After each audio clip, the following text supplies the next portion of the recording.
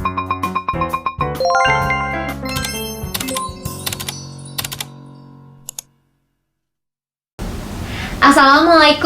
warahmatullahi wabarakatuh. Perkenalkan, saya Sekatri Kusumawardhani dengan NIM G2010116. Di sini saya akan memaparkan materi dari artikel jurnal yang berjudul Evolutionary Psychology: A Framework for Strategic Communication Research untuk memenuhi ujian tengah semester mata kuliah Psikologi Komunikasi. Dosen pengampu yaitu Ibu Dr. Agustina Multipurnomo, SPMSI. Simak ya teman-teman. Selama 25 tahun terakhir ini, psikologi revolusioner telah berkembang menjadi cara berpikir baru tentang manusia dan strukturnya. Namun, konsep dan teori dari bidang psikologi evolusioner ini memberikan ide dan wawasan baru ke dalam bidang komunikasi strategis. Oleh karena itu, bagaimana keterampilan komunikasi strategis muncul dalam pikiran manusia merupakan aspek penting yang harus dipelajari. Psikologi evolusioner ini dapat digunakan sebagai konsep heuristik untuk mengisi kembali tubuh pengetahuan yang berfokus pada susunan psikologis komunikasi strategi manusia. Oleh karena itu, integritas konseptual penelitian komunikasi strategis menyiratkan penelitian dasar tentang kerangka kerja yang konsisten dengan pengetahuan dari bidang ilmiah lainnya. Meskipun mudah untuk mengakui bahwa komunikasi strategis ini terkait erat dengan sosiologi, hal yang sama tidak dapat dikatakan untuk bidang psikologi apalagi biologi. Maka karena itu, setiap teori komunikasi strategis ini harus sesuai dengan prinsip-prinsip biologi dan psikologi. Untuk mengenali kegunaan psikologi evolusioner ini, penelitian komunikasi harus strategis. Penting untuk memahami psikologis evolusioner sebagai disiplin dengan konsep inti, asumsi, dan terminologi yang unik. Psikologi evolusioner ini memiliki 3 premis dasar.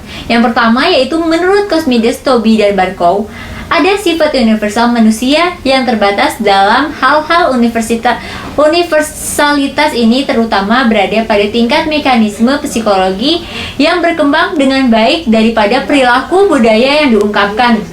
Oleh karena itu, budaya diproduksi dengan bantuan mekanisme psikologis universal. Sifat manusia ini mengacu pada asumsi rasional tentang struktur dan mekanisme pemikiran manusia. Yang kedua yaitu seperti yang diungkapkan oleh Cosmides, mekanisme evolusi psikologis ini merupakan adaptasi yang dibentuk oleh seleksi alam sepanjang waktu evolusioner. Sejak itu, evolusi melalui seleksi alam seperti yang diungkapkan oleh Darwin menghasilkan dan membentuk pemikiran manusia. Selanjutnya, yaitu ada premis ketiga, menurut Cosmides, struktur pemikiran manusia yang berevolusi ini disesuaikan dengan cara hidup para pemburu, pengumpul Pleistosen, dan tidak dengan keadaan modern kita. Berevolusi ini dapat diartikan sebagai mekanisme pemrosesan informasi yang dibentuk oleh seleksi alam untuk memecahkan masalah yang dihadapi terkait reproduksi dan kelangsungan hidup manusia.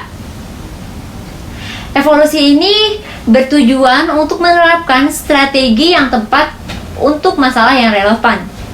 2 hipotesis sepertinya menjanjikan untuk memperkaya penelitian komunikasi strategis dan latar belakang kerangka psikologis evolusioner. Pada hipotesis yang pertama itu evolusi pemikiran manusia ini menyebabkan munculnya modul mental dan fungsinya adalah untuk mengatasi komunikasi di bawah kondisi di EEA manusia. Lebih tepatnya, komunikasi ini yaitu salah satu faktor di antara banyak faktor yang menentukan keberhasilan reproduksi individu. Karena manusia adalah makhluk sosial, maka logisnya untuk menyimpulkan bahwa perilaku komunikatif manusia ini sangat berdampak pada keberhasilan reproduksi dan sosial individu. Selanjutnya yaitu ada hipotesis kedua, modul mental dalam pemikiran kita merespon komunikatif tertentu. Berdasarkan yang Not Have kemukakan, saat ini hanya Greenwood secara eksplisit yang menghubungkan teori evolusi dengan teori humas. Dengan demikian, kesimpulan terakhir didasarkan tidak ada dalam hubungan masyarakat yang masuk akal kecuali dalam terang evolusi.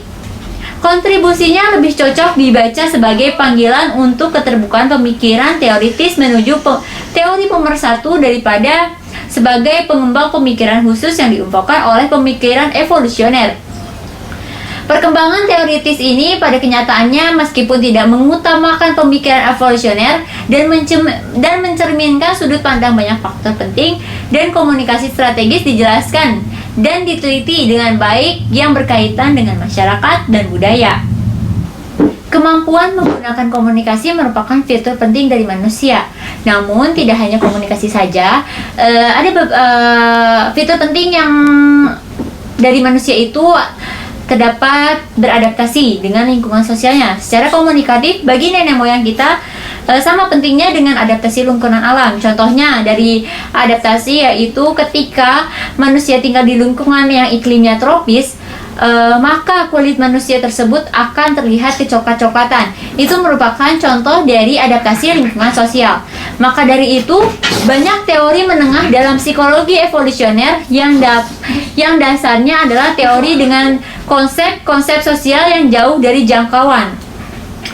Penjabaran komprehensif tentang keadaan seni dalam psikologi evolusioner dapat ditemukan di tempat lainnya. Namun, tidak semua teori psikologi evolusioner memiliki konsekuensi langsung untuk penelitian komunikasi strategis.